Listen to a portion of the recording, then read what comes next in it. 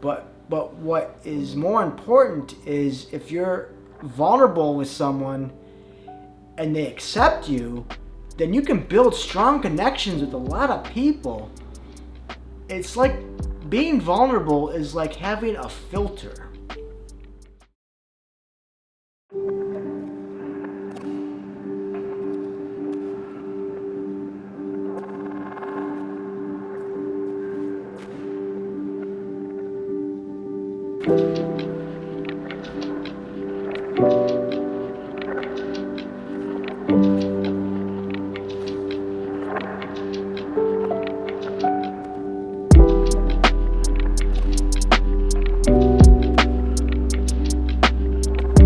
Hey guys, welcome back. I want to first preface this video by saying my opinion is coming from the perspective of a man. So, is vulnerability a weakness? Well, depends who you ask. A lot of men on the internet say that it is in fact a weakness because vulnerability in itself means I'm weak. You're showing weakness. Now, being a man or being a masculine man, one would demonstrate certain traits, and those traits are like leadership, strength physically, strength mentally, and when I say mentally, I mean like emotional stoicism. So being vulnerable kind of goes against the grain in that aspect. But I actually lean more towards the other side of things, and this is still coming from a man's perspective. So I might be in the minority here, but I actually think vulnerability is a strength. It's a strength if you do it right. Vulnerability can be your strength, it can be your superpower. I, like many other human beings, have a lot of insecurities. One of my insecurities is my vitiligo. Now that's just, I'll show you it here. Vitiligo is a chronic autoimmune skin condition where pigment loses its color. That's putting it bluntly. Basically, my skin cells attack each other or they deteriorate or what, I don't know. But I have all these white spots all over my body. In the winter, it's not that bad, but in the summer when I get tan, which is these past couple months, it's now going into fall here. We're going into winter now. I will be losing my tan and I'll get lighter so my skin will blend more. And I like that because it's not as obvious. Like I said, vitiligo is one of my insecurities. It's high on my list. And I can't really do anything about it. There's no cure. I can take creams, but I'm not putting it all over my body. It takes too much time and effort. It's better to accept it. And one of the ways I am embracing my vitiligo and I'm trying to accept it is by being on YouTube to be more visible to people and to be an example for people with vitiligo that it's okay to be out there. It's okay to make content. It's okay to go out in public. It's okay. It's okay. I get very self-conscious of my skin, and I worry down the road if it gets on my face more so. I mean, I do have it around my chin here, around my eyes a little bit, but if I have it all over my face, I don't know what I'll do. I'll have to accept it when I come to that bridge. I made a shorts video last week, and I was in the kitchen making the video, and I noticed with the lighting, just like the lighting I have here now, it made my vitiligo very pronounced. And the shorts video, which I'll show you right here in the thumbnail, you can check it out if you want on my channel. It's a stupid video. I made it as a joke for my pop addiction, which I'm trying to get over. I'm trying to lose weight. I'm on a body transformation journey, and I'm cutting out pop, and that video was like a tribute. Check it out on my channel. You might have a chuckle. I don't know. It's kind of stupid, but it is what it is. For some reason, stupid videos get a lot more views than more serious videos. Anyway, I noticed in the video that my vitiligo was very pronounced, and I didn't want to put it out there, but I did anyway because I wanted to make that shorts video and attract other viewers to my channel. And after I released the video and it got decent views, it got more views than my normal content does, I actually got more confident in myself after releasing that, because I thought that would be a hindrance, seeing my skin like that, and I thought people would make comments or something. And even if they do, I shouldn't care what people say or think. I do to some extent. I'm gonna be real with you. I mean, who doesn't? But over the years, it's gotten better. I don't really care about what anybody thinks of me anymore. I've come a long way. I'm also 5'2". I'm really short for a man. That was one of my insecurities in the past, but I've gotten over that. I'm also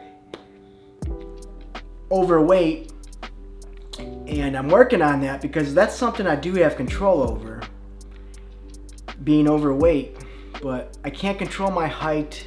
I can't really control my skin. I can just accept my height and I can accept my skin. And with my weight, I can get in shape, and that's what I am doing. And that's what I'm doing now with my journey.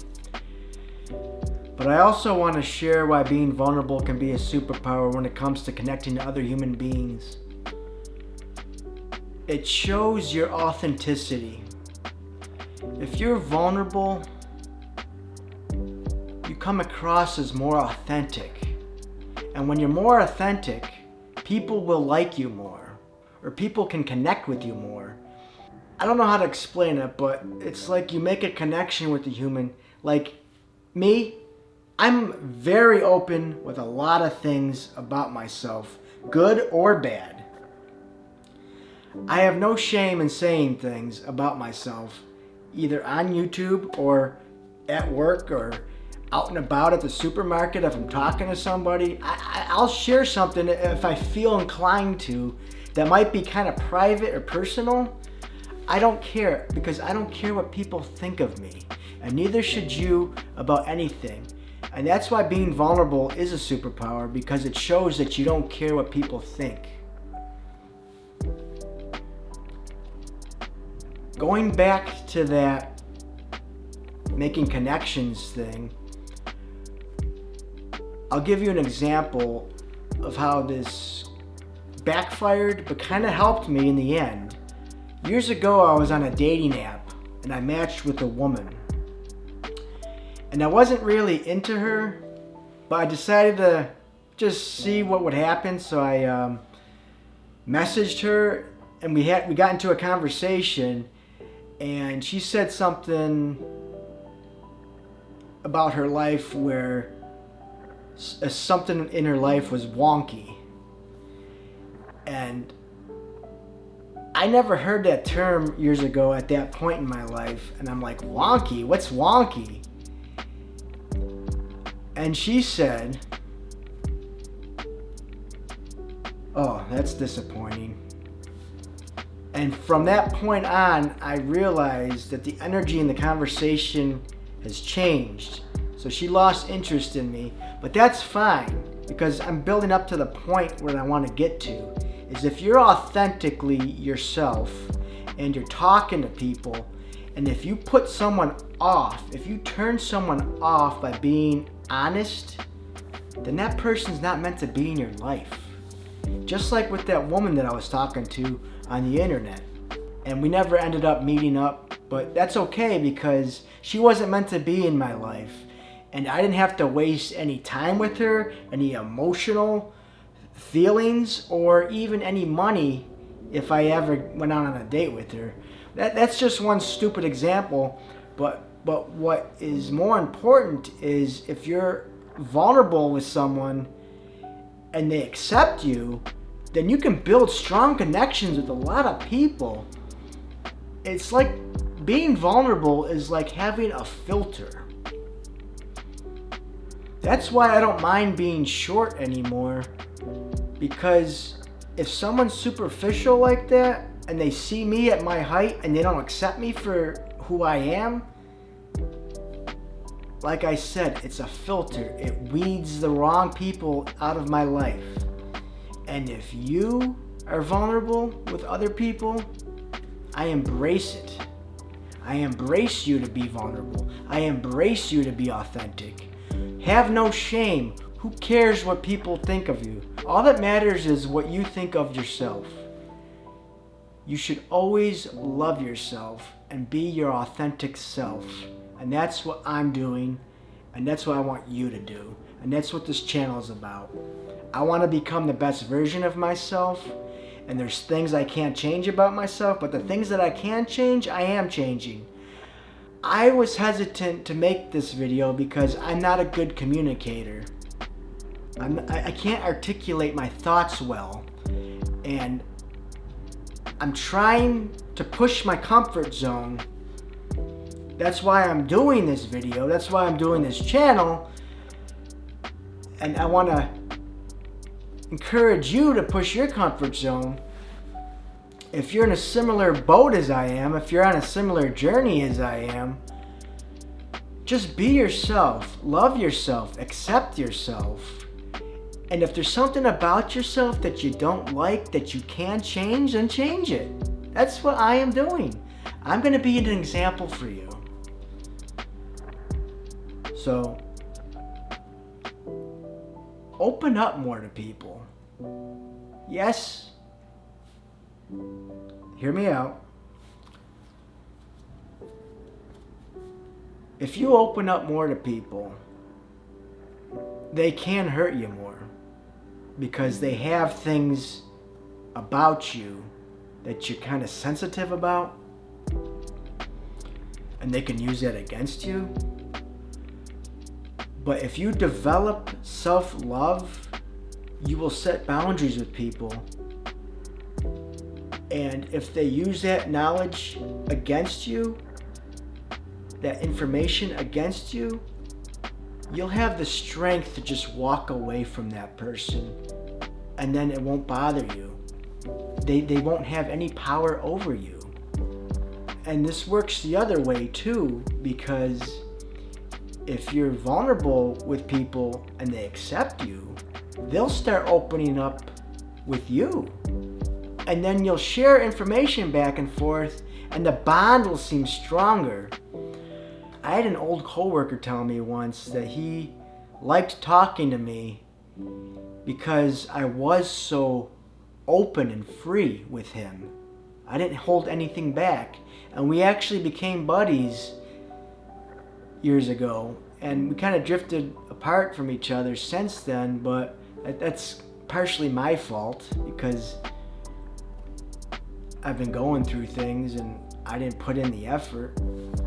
But that's something for some other time. But being vulnerable is a superpower. I hope this video reaches the people that it's supposed to reach. Being vulnerable is okay. Being vulnerable is a strength. Being vulnerable shows that you don't care what other people think of you.